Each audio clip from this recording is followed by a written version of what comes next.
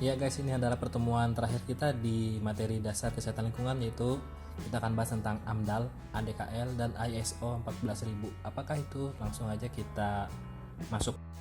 Jadi AMDAL, ADKL, ISO 14000 ini ada hubungannya dengan pembangunan. Pembangunan sendiri itu telah dimulai saat terjadi pergeseran perilaku manusia yang berpindah-pindah menjadi menetap. Jadi ingat ya, dulunya masih zaman dulu ya, belum modern, itu manusia itu berpindah-pindah, tidak menetap pada suatu wilayah atau suatu tempat gitu ya. Kalau zaman modern sekarang sudah menetap. Nah, dengan menetapnya manusia, maka dimulailah kegiatan sosial dengan membentuk kelompok pada suatu habitat. Jadi manusia mulai membentuk suatu habitat di mana mereka akan menetap, baik itu seumur hidup maupun dalam jangka waktu tertentu gitu ya. Nah, seiring bertumbuhnya manusia sosial, maka kebutuhan akan sumber daya alam, kebutuhan lahan, dan kebutuhan akan energi semakin membuat pembangunan melekat pada pemenuhan kebutuhan tersebut. Nah, jadi dengan manusia ini tinggal di suatu tempat, otomatis dia membutuhkan suatu banyak sumber daya, baik itu berupa tempat, tentu bahan baku makanan, pakaian, dan lain-lain ya. Bahkan kalau zaman modern nih, kita nggak bisa hidup tanpa energi, terutama energi listrik ya. Karena apa? Di setiap rumah pasti ada alat atau apapun itu benda yang menggunakan listrik ya di zaman sekarang ini. Di sini ada menurut Thomas Robert Malthus, dia pernah mengemukakan ya. Nah, pertumbuhan manusia itu mengikuti deret ukur, yaitu 1, 2, 4, 8, 16. Gini ya bacanya ya. Dari 1 manusia menjadi 2, dari 2 menjadi 4, dan dari 4 menjadi 8, dan seterusnya, berkelipatan 2 ya. Nah, tetapi perbandingannya nih, manusia dengan pangan atau dengan makanan kita nih, yaitu makanan itu ada deret ukurnya 1, 2, 3, 4, 5. Jadi kalau setiap pertambahan 2 penduduk, makanan kita itu tidak mengikuti sesuai jumlahnya. Nah, misalnya kita lihat ya, pada pertumbuhan manusia itu pada deret ketiga itu adalah angka 4 ya, 1, 2, 4. Nah, kita bisa lihat di sini pangannya itu meningkatnya 1, 2, 3 itu pada ketiga ya. Nah, sudah ada 4 manusia, sedangkan kebutuhan pangannya cuma 3 ya. Jadi tidak memenuhi kecukupan ya, tidak mencukupi gitu ya.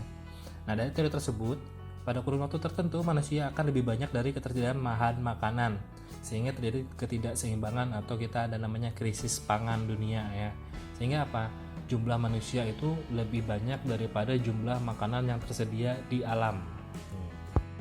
Lingkungan itu adalah sebagai tempat hidup manusia yang telah membentuk keseimbangan dikenal dengan nama ekosistem ya. Jadi keseimbangan lingkungan hidup itu namanya ekosistem. Tapi berbeda nih dengan ada jenis manusia yang masih yang masih hidup itu berkelana ya, tidak menetap satu tempat. Mereka tidak masuk dalam suatu ekosistem. Dan mereka itu hanya bukan sejenis ya sebutannya.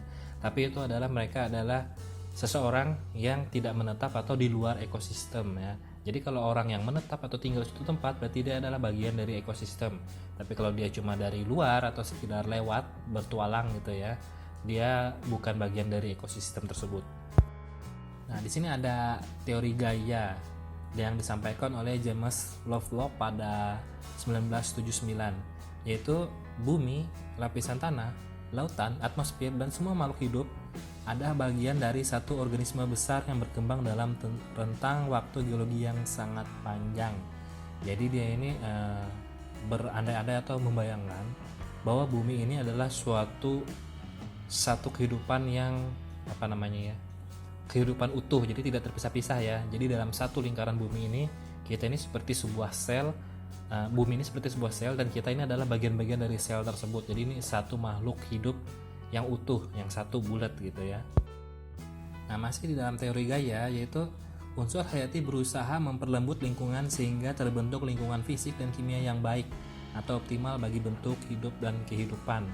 Jadi dia di sini percaya bahwa sebenarnya kehidupan seperti tumbuhan atau lingkungan kita ya, lingkungan abiotik lah kita bilang ya, mereka itu berusaha menormalkan atau mengembalikan ke keadaan seharusnya alam ya.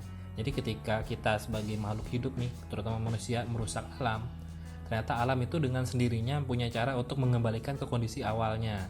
Dengan cara apa? Ya contohnya ya, yang paling sering itu adalah bencana alam. Mungkin bencana alam itu adalah suatu kerusakan bagi kita, tapi untuk alam sendiri itu adalah suatu perbaikan kondisi di mana kondisinya menjadi alami kembali. Nah, kayak gitu ya kurang lebih ya. Ya, masih di dalam teori Gaia tadi, dalam teori ini tuh bumi sebagai ekosistem tunggal ya. Jadi satu. Jadi bumi ini sebagai suatu ekosistem. Dan bagian bumi itu saling terhubung atau interdependensi, saling terkait atau saling tergantung gitu ya, saling berhubungan. Nah, lingkungan memiliki fungsi ekologi, fungsi ruang, fungsi ekonomi, maupun fungsi kebudayaan maupun atau pendidikan gitu ya. Dan lingkungan sekitar kita itu merupakan habitat bagi kehidupan makhluk lain. Jadi kita di sekitar rumah kita ya, bahkan di tempat kita duduk sekarang itu bukan hanya lingkungan tempat kita tinggal, tapi ada makhluk-makhluk lain ya. Mungkin itu ada serangga, mungkin itu ada mikroba, ada virus dan lain-lain yang kecil-kecil yang kita tidak lihat ya. Tapi setidaknya kita tahu ya bahwa di suatu tempat dimanapun berada itu tidak hanya kita sendiri yang tinggal, tapi banyak makhluk hidupnya. Nah, perubahan suatu habitat akan menyebabkan hilangnya tempat hidup makhluk hidup lainnya. Nah, contohnya gimana nih? Misalnya kita nih baru bangun rumah di suatu tanah yang baru dibuka gitu ya lahannya ya, ditebang-tebangin ya pohonnya. Nah, ternyata sebelum ditebang-tebangin nih pohonnya, itu adalah tempat tinggalnya orang hutan yang kita udah tahu ya. Nah, setelah ditebang-tebang, ternyata mereka orang hutan itu tidak lagi atau tidak punya lagi tempat tinggal. Akhirnya apa? Mereka harus menyingkir atau harus pergi, bahkan mereka harus melawan dengan cara apa? Menyerang balik manusia. Tapi mereka malah dianggap sebagai musuh atau sebagai pengganggu, padahal yang mengganggu kehidupan mereka itu adalah kita yang membuka lahan. Nah, kita bisa lihat di sini ya, yang dimaksudkan oleh teori tersebut yaitu kegiatan pembangunan yang dilakukan di suatu permukaan bumi akan memberikan perubahan pada salah satu komponen. Jadi apapun yang kita perbuat, apapun yang kita ubah ya, bahkan kita hanya menebang satu buah pohon aja itu sudah merubah suatu bentuk kehidupan lain yang ada di bumi gitu ya. Nah, perubahan itu memberikan dampak secara berkesinambungan pada komponen lain termasuk kegiatan manusia. Jadi yang kita lakukan hari ini tidak mesti kita akan merasakan dampaknya hari ini ya. Mungkin tahun depan, 2 tahun lagi, 30 tahun lagi, bahkan nanti ketika ada anak cucu kita, mereka yang merasakan dampak dari perbuatan kita saat ini. Jadi berhati-hati dalam bertindak ya. Nah, kita akan masuk dalam pembahasan kita yang pertama yaitu AMDAL, atau itu singkatan dari analisis mengenai dampak lingkungan, atau bahasa Inggrisnya itu EIA ya, yaitu Environmental Impact Assessment. Oke, langsung aja kita masuk. Nah, AMDAL itu adalah suatu bentuk studi dengan memberikan rekomendasi terhadap setiap jenis kegiatan pembangunan. Jadi kamu pasti pernah dengar ya seorang ahli AMDAL. Nah, itu adalah seorang dari jurusan teknik lingkungan maupun teknik dari peminatan kesehatan lingkungan ya, dari Kesmas gitu. Jadi seorang ahli AMDAL ini dia itu ahli dalam membuat suatu rekomendasi. Dengan cara apa? Nanti kita bahas ya. Nah, kalau sebelum kita berbicara tentang rekomendasi, nah rekomendasi maksud itu adalah ini ya. Rekomendasi kelayakan diberikan beserta rekomendasi untuk pengelolaan lingkungan dan pemantauan lingkungan.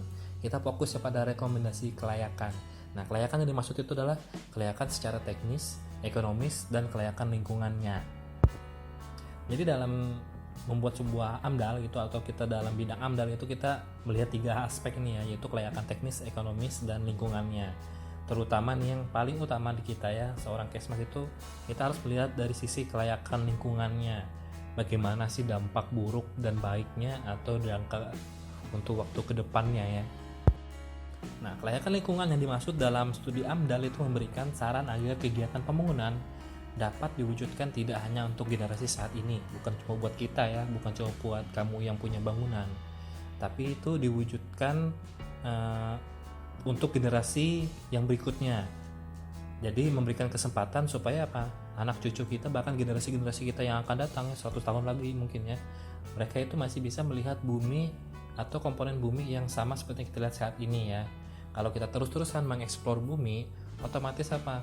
Mungkin nanti keturunan-keturunan kita yang mungkin 50 tahun lagi, 1 tahun lagi, mereka tidak, atau mungkin mereka tidak akan pernah bisa lagi melihat makhluk-makhluk atau ciptaan-ciptaan yang ada di saat ini ya. Mungkin mereka itu hanya menganggapnya sebagai benda-benda atau makhluk purba atau makhluk yang sudah punah gitu ya. Jadi jangan biarkan itu terjadi, kita harus menjaganya. Nah, sini ada suatu poin, yaitu AMDAL itu adalah studi lingkungan untuk melihat besar dan pentingnya dampak suatu kegiatan terhadap lingkungan. Nah, jadi lihatnya AMDAL itu mempelajari tentang dampak yang akan diterima oleh lingkungan. Dari segi apa? Nih kita lihatnya. Yang pertama itu dari segi fisiknya, yaitu ada struktur tanahnya, geologinya, dan bentang lahannya ya. Yang kedua itu ada dari kimianya, apakah itu ada pencemaran air, pencemaran udara maupun dari tanahnya. Lalu ada biologinya, dampak terhadap flora dan fauna ya, terhadap kehidupan makhluk lain selain manusia ya. Apakah mereka tetap bisa bertahan atau mereka tetap bisa hidup di lingkungan yang kita ubah gitu ya. Lalu ada sosial ekonomi budaya untuk kita nih, untuk manusia nih, apakah itu ada keuntungannya atau malah merugikan kita gitu ya. Lalu ada untuk kesehatan masyarakatnya, apakah dengan misalnya kita membangun mall di samping tempat ibadah gitu ya, contoh ya, atau mungkin kita membangun pemakaman di samping sekolah, apakah itu aman, apakah itu sehat, atau mungkin kita membangun tempat pembuangan akhir atau itu tempat buang sampah yang besar itu ya di tengah kota, apakah itu berdampak bagi kesehatan manusianya, kesehatan masyarakatnya, kayak gitu ya pola pikirnya. Ya kita harus cari tahu dulu nih sebelum kita bangun, apakah komponen-komponen ini dapat mempengaruhi ini ya 1, 2, 3, 4, 5 nih ya, fisik, kimia, biologi, sosial, ekonomi, budaya, dan kesehatan masyarakatnya. Apakah berdampak buruk, baik, ataukah mungkin masih bisa kita handle, masih bisa kita pertahankan supaya tidak ada perubahan yang terjadi gitu ya. Nah, AMDAL ini tuh sebenarnya adalah sistem yang berasal dari Amerika Serikat yang diterapkan sebagai mekanisme untuk memaksakan ya, atau disebut law enforce. Jadi sikapnya itu bukan sikap, sifatnya itu adalah memaksa supaya seseorang itu tunduk ya, supaya orang itu tidak melanggar, atau ya kita bilang sekarang itu undang-undang ya. Nah, implementasi Undang-Undang Nasional Kebijakan Lingkungan atau di National Environmental Policy Act atau NEPA ya pada tahun 1970. Jadi ini dalam bentuk suatu aturan-aturan dalam undang-undang. Jadi dalam setiap pembangunan orang itu wajib membentuk atau membuat suatu rencana AMDAL gitu ya. Jadi supaya apa, tidak sembarangan dalam pembangunan. Tetapi kalau mereka tidak memiliki AMDAL dalam sebuah pembangunan, kemungkinan besar itu adalah pembangunan ilegal, bisa dilaporkannya, ada undang-undangnya. Nah, di sini ditetapkan bahwa setiap tindak federal penting harus disertai penyataan dampak lingkungannya. Jadi sebelum mereka membangun, dalam sebuah perencanaan itu mereka harus laporkan dulu, ini loh dampaknya jika kita membangun ini. Misalnya kita akan kehilangan sungai, dengan kehilangan sungai maka kita akan kehilangan ekosistem, misalnya tidak ada belutnya lagi, tidak ada ikan emasnya, nah kayak gitu ya.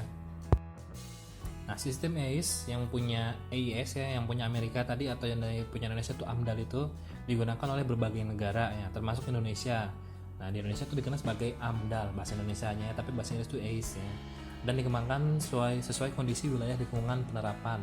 Jadi kan karena kondisi geografis kita berbeda dengan negara pembuatnya yaitu Amerika Serikat, kita sesuaikan dengan negara kita sendiri ya, dengan lingkungan kita. Kenapa? Negara kita sendiri memiliki berbagai pulau dan berbagai macam kondisi lingkungan, kondisi budaya, bahkan kondisi flora faunanya. Jadi kita harus sesuaikan, berarti di setiap daerah masing-masing mereka akan memiliki aturan AMDAL yang kelihatan berbeda gitu ya. Kamu nggak bisa menggunakan aturan atau perundang-undangan yang ada di perda-perda yang ada di daerah lain di daerah kamu ya. Kamu sesuaikan dengan perda yang ada di daerah kamu, kayak gitu. Nah, jadi AMDAL itu bukan sebagai pemberi izin ya, tapi itu sebagai syarat permohonan. Jadi kalau dia mau membangun suatu, dia harus memohon dulu dengan apa? Melampirkan AMDAL-nya. Jadi dengan diberikannya kita melampirkan surat permohonan ini, itu dapat jadi pertimbangan bagi perundang-undangan atau bagi orang-orang yang berkecimpung di bidang hukum gitu aja. Mereka bisa tahu nih diizinkan atau tidak nih oleh perda, oleh ini Pemdanya atau oleh negara nih pembangunan ini, kayak gitu ya. Nah, jadi